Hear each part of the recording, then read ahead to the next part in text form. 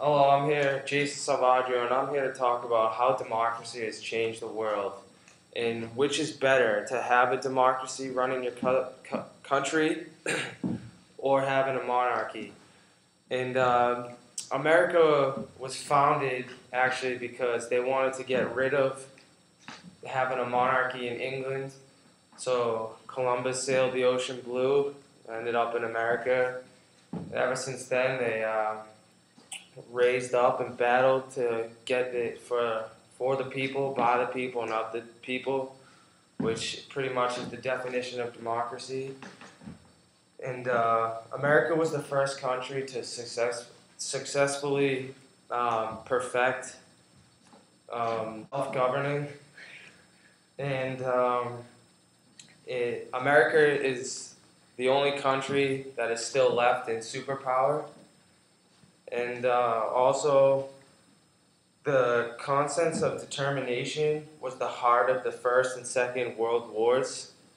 So democracy, ever since the 19th and 20th century, has been the fight or the drive in the country to fight against another country because they want democracy. The people want to govern this country, not to be governed by one person.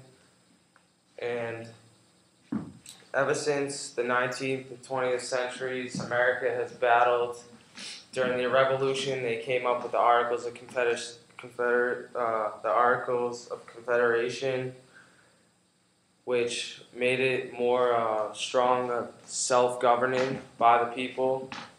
And World War I is an example. We fought against the Germans and Hitler because he wanted to run Germany, and he thought he was the king, and he wanted a monarchy, but America stepped in and would not let that happen.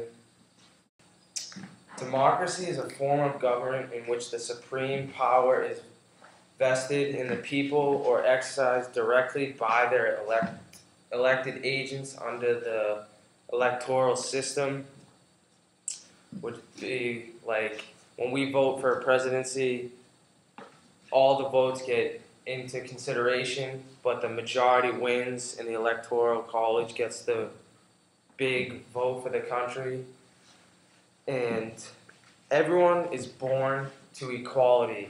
So if you have money, if you have power, if you have wealth, there's no such thing saying you should be in power because you have all that. Everyone is born in equality. If you look at the Bible, if you look at what God preaches, everyone is equality. Even the slaves, that has to do with democracy. And democracy is a Greek word that has been around since 515 BC, and translated it means governed by the people, and for the people, and of the people. Monarchy, the definition is a hierarchy, sovereign, as a king, queen, or an emperor taking hold of the country and making decisions for themselves just because they have the money, the wealth, the power to do whatever they want. And the monarchy, or a king or a queen, is the sole and the absolute ruler of the state or a nation. And also, it's a person or thing that holds the most dominant position in the country. And even if you take a look back at the Magna Carta, you look at the barons that were just trying to be free and protect themselves from their land and their king, but away from their king. But King John would not let that happen because he was the more wealthy. He had the power. He was superior to the barons. They could not get away with it. And if you have people behind you and the money, you can do anything. And also, what really helps is the military support. If you have a strong military, you can take down anyone. Look at Hitler. He was almost the ruler, but America stopped him. So military power is a big, what's the word I'm looking for here? big determining factor. Egypt in the year 2011, there was a king, Hosni Mubarak, and the decline of Egyptians' domestic security operations had turned from poorly to just lawless. The people of Egypt no longer wanted a king on the throne leading their country. They wanted a democracy to be self-governed like America. The Egyptians want to have a say in who runs the country and have a say in laws that get passed. The Egyptians had to riot countless hours and drive the King Mubarak off the throne, and Egypt is going to have its first free presidential election, and the president should be sworn in by June of this year. We're here with Father Klotz, a special guest, and we're going to ask him how he thinks democracy has changed the world. How has democracy changed the world? That is not a small question. But if I had to give it one sort of straightforward general answer, I guess I would say that democracy has made the world a place of opportunity for everybody, for every individual, no matter what his or her background might be, no matter the gender, no matter the religious belief. Everybody in democracy has the opportunity to realize his or her dream. And that's now seen as the ideal that the world should live into. It's not true everywhere, but it is something that we at least hold to as being normative, that everybody around the world should have the opportunity to realize his or her dreams. I suppose I would say that you can see this given expression politically in the idea of, one person, one vote, that everybody should be able to vote for whoever he chooses. You could talk about it economically. Democracy is very much tied to the economy and the idea that everybody should be able to pursue whatever material dreams he or she wants, whatever business he or she wants.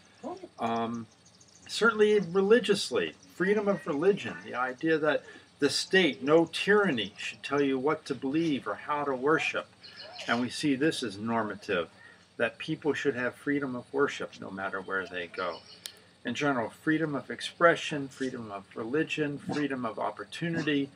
The idea is normative now that the only limits in a person's life are ones that he or she imposes on him or herself. And I think the power of that idea is how democracy has changed the world. Okay.